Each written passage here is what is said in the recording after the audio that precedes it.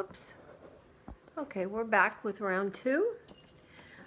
I'm glad I took a break because I actually did have to cut more circles. I only had 8 of each color, and it does take more than that because you do want to overlap them a lot, because then you get that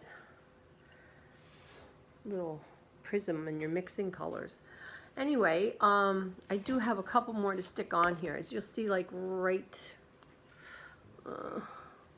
around the edge of the bottom, right here, there's a spot where it's not really covered, so I wanted to show you that while you were on the video.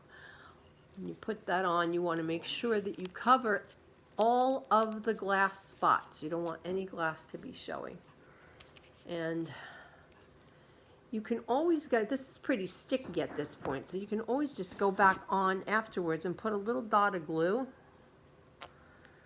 and pat it on with your finger to get it to stick, because you really don't want to make it too much wetter. That's when the tissue paper starts to crumble. So just kind of rub it on.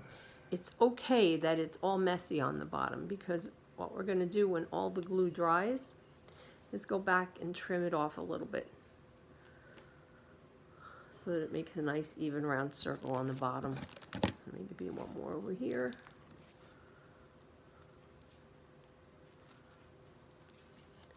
Also, it's nice to get them as flat as you can, but if it is a little wrinkly, that's fine too. We were also just talking about the fact that if your child really wants to do this all by themselves, you don't have to be that particular about cutting only circles. You could cut triangles, you could cut squares. The shape is not important. You could do erratic shapes, whatever you want to do. Circles are one of the harder shapes to cut, so you may want to pick something that's just straight lines.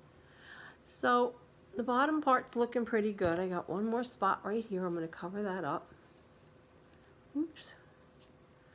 My fingers are getting gluey, so they're sticking. I have one little dot of glue over here to get that to stay down.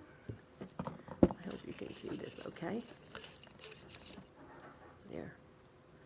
I'm going to rub that around just so that the edge is nice and flat. Okay.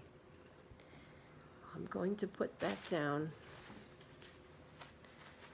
on top of something plasticky or hardcore cardboard. Let me see what I have.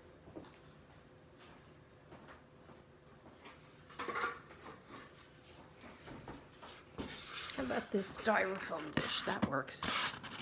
And just set that down on top of there. Let me tilt the camera so you can see it a little better. Hold on.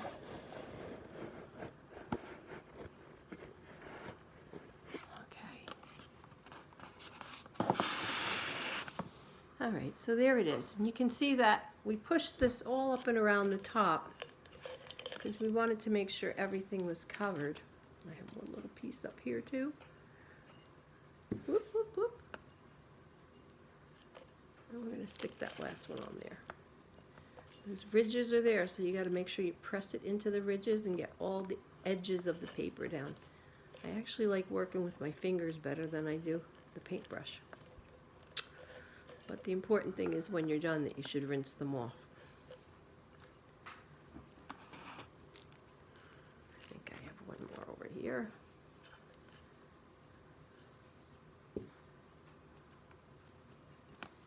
Okay. I'll turn this so you can see what I'm doing. I stuck another one right here. And I'm not tucking them in, I'm just spreading it out. Add a little more glue so it slides easier.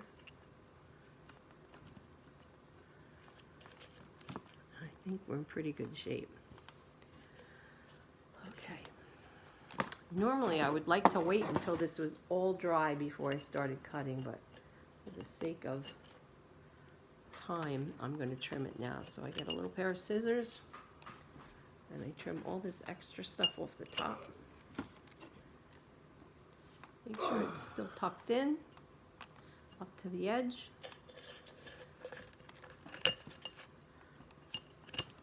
That wasn't too hard.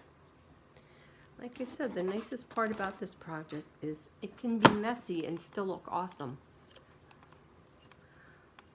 Makes it even more artsy that way. Okay, so I tried to look for things I had that matched.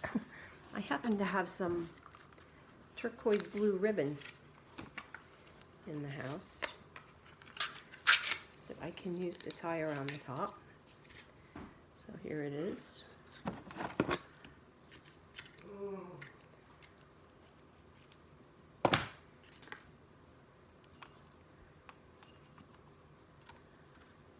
Wrap that around the top of the bottle. You can even use gift wrapping ribbon, the kind that you can curl with a pair of scissors and make little curly cues on the end. This is a fabric, like a silk ribbon, because that's all I happen to have. I'll make a little bow.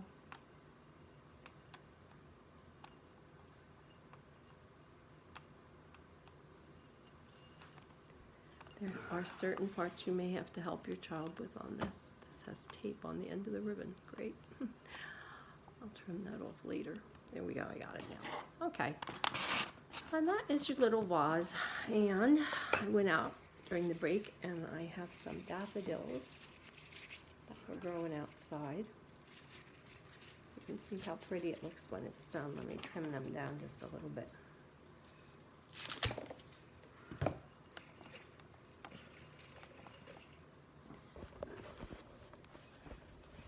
Turn it this way. Voila.